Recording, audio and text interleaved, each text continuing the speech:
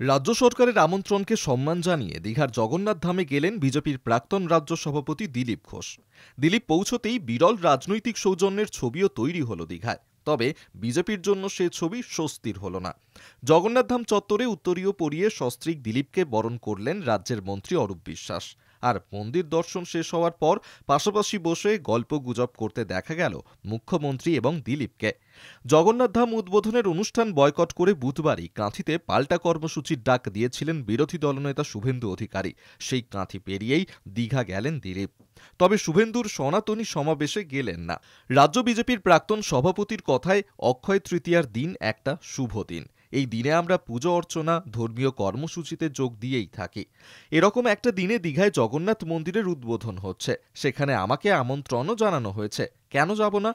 মুখ্যমন্ত্রী মমতার এই কর্মকাণ্ডের মধ্যেই হিন্দু জাগরণের প্রয়াসও দেখছেন দিলীপ। তিনি বলেন, অক্ষয় তৃতীয়ার দিনে হিন্দু জাগরণের অনেক কর্মসূচি থাকে। মন্দির প্রতিষ্ঠাও তো হিন্দু জাগরণেরই কাজ।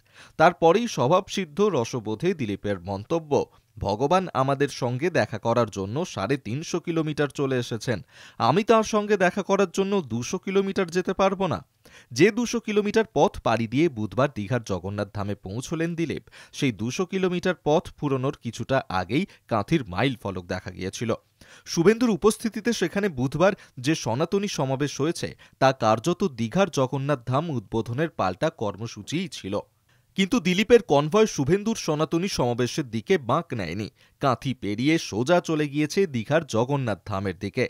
কাঁথিতে কেন থামলেন না? দিলীপ বললেন, আমাকে তো সেখানে কেউ আমন্ত্রণ জানাননি।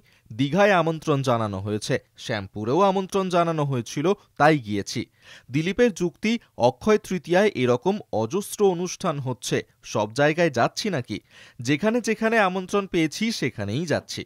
জগন্নাথ ধামে দিলীপের যাওয়া বা তাঁর মন্তব্য নিয়ে সরাসরি প্রতিক্রিয়া দিতে চাননি শুভেন্দু। তিনি বলেছেন, কে কি করলেন, কে কি বললেন তা নিয়ে আমি কিছু বলবো না। আমি একজনেরই মন্তব্যের বা কার্যকলাপের বা মিথ্যাচারের জবাব দিই, তিনি মমতা বন্দ্যোপাধ্যায়।